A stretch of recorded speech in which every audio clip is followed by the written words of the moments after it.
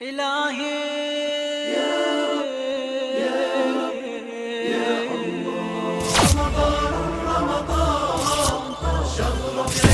اعوذ باللہ من الشیطان اللعین الرجیم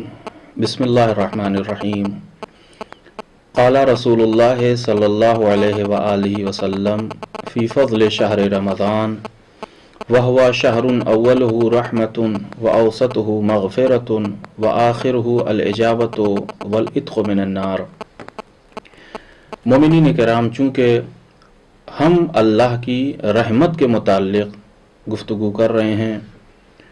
اور اس سے پہلے ہم نے بیان کیا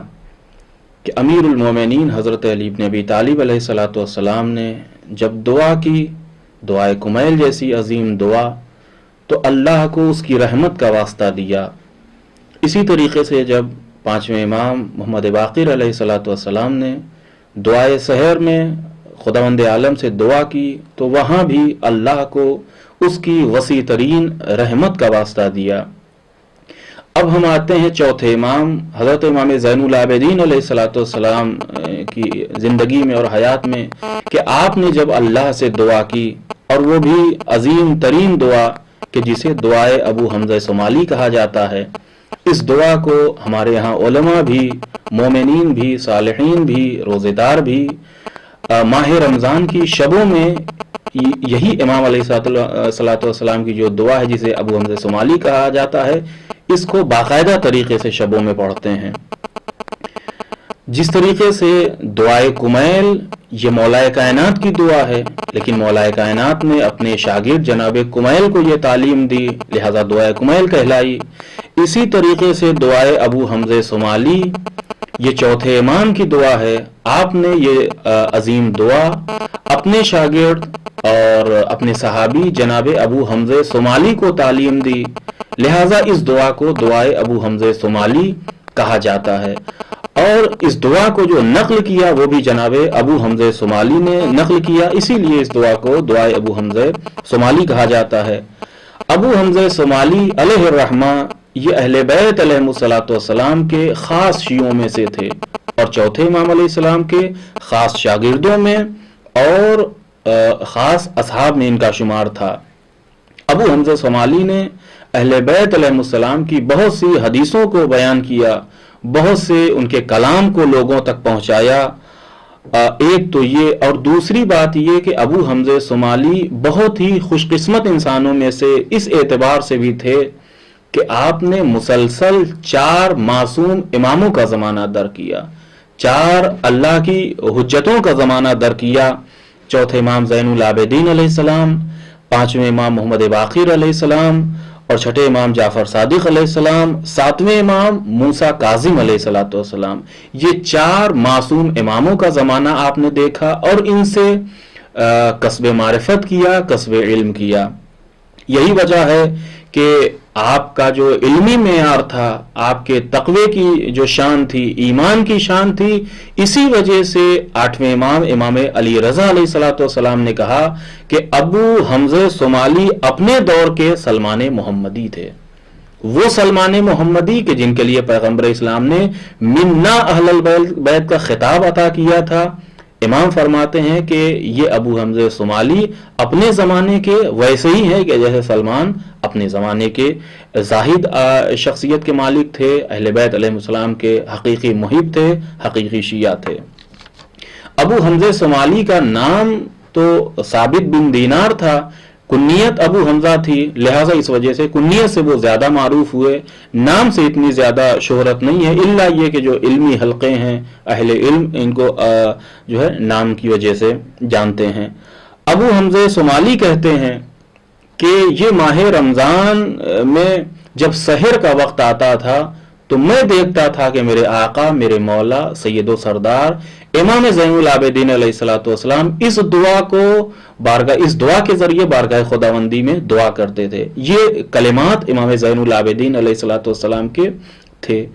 یہ دعائے ابو حمزہ صومالی آج بھی ہمارے یہاں مفاتیح الجنان میں موجود ہے۔ یہ کوئی مختصر سی دعا نہیں ہے کہ جسے سحر کے وقت چوتھے امام پڑھتے تھے، بلکہ یہ ترجمے کے ساتھ اگر ہم دیکھیں تو تقریباً 22 صفحات کے اوپر یہ دعا مشتمل ہے، لیکن ہر روز سحر کے وقت امام علیہ الصلوۃ والسلام اس دعا کو پڑھتے تھے، اور یہی نہیں بلکہ خود نجف اشرف میں بعض جو ہمارے بزرگ علماء اس دنیا سے گزرے ہیں ان کا بھی یہ طریقہ ہوتا تھا کہ روضہ امیر المومنین میں سحر کے وقت نماز صبح سے پہلے جاتے تھے اور اس دعا کو پڑھتے تھے جسے دعائے ابو حمزہ صومالی کہا جاتا ہے۔ اس دعا میں مولا کائنات کے فرزند حضرت علی ابن حسین چوتھے امام زین العابدین علیہ الصلوۃ والسلام نے اہل معرفت اور اہل علم کے لیے ایک خزانہ دیا ہے، معرفت کا ایک ذخیرہ دیا ہے جسے دعائے ابو حمزہ صومالی کہا جاتا ہے۔ اس دعا میں امام علیہ الصلوۃ والسلام جو بیان کر رہے ہیں وہ یہ کہ بسم اللہ الرحمن الرحیم، کیف یضیق علی المذنبین ما وسعہم من رحمتک یا واسع المغفرہ یا باسط الیدین بالرحمہ، تیری رحمت کی وسعت کس طریقے سے گنہگاروں کے اوپر تنگ ہو سکتی ہے، اے وسیع ترین مغفرت والے، اے رحمت کا دونوں ہاتھ پھیلانے والے، اے رحمت کی آغوش پھیلانے والے، اے رحمت کے دروازے کو کھول دینے والے، اپنے گنہگار بندوں کے اوپر، اپنے مذنبین بندوں کے اوپر۔ عزیزان گرامی، اللہ کی رحمت واسعہ کا اس سے زیادہ واضح کرنے کا طریقہ کوئی نہیں ہو سکتا جس طریقے سے چوتھے امام علیہ الصلوۃ والسلام نے اللہ کی عظیم رحمت، اس رحیم خدا کی عظیم رحمت کی وضاحت ان جملوں میں کیا۔ اس کے علاوہ معرفت کا واقعاً ایک خزانہ ہے دعائے ابو حمزہ صومالی۔ تو جب اللہ کی رحمت واسعہ ہے، اللہ کی رحمت ہر ایک شے سے وسیع ہے، ہر ایک شے کے اوپر حصار کیے ہوئے ہے، تو اب اس صورت میں اس وقت اگر کوئی انسان اللہ کی رحمت سے دور ہو جائے تو اس انسان کے اوپر تعجب ہونا چاہیے کہ کیسے اتنی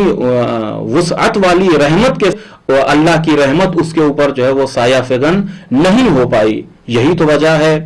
کہ جب کسی نے چوتھے امام علیہ الصلوۃ والسلام کے سامنے حسن بصری کا یہ قول نقل کیا کہ حسن بصری یہ کہتا ہے کہ لیس العجب ممن ہلک کیفا ہلک انما العجب ممن نجا کیفا نجا۔ حسن بصری یہ کہتا ہے کہ مجھے تعجب ہوتا ہے، ان پر تعجب نہیں ہوتا کہ جو ہلاک ہو گئے کیسے ہلاک ہو گئے، بلکہ مجھے تعجب ان لوگوں کے اوپر ہوتا ہے کہ جو نجات پا گئے تو کیسے نجات پا گئے۔ جب امام علیہ السلام کے سامنے یہ قول نقل کیا گیا تو آپ نے فرمایا کہ انا اقول لیس العجب ممن نجا کیفا نجا واما العجب ممن ہلک کیفا ہلک ما سعت رحمت اللہ۔ امام نے فرمایا مجھے تعجب ان لوگوں کے اوپر نہیں ہے کہ جو نجات پا گئے تو کیسے نجات پا گئے، بلکہ مجھے تعجب ان لوگوں کے اوپر ہے کہ جو ہلاک ہو گئے کیسے ہلاک ہو گئے، ما سعت رحمت اللہ،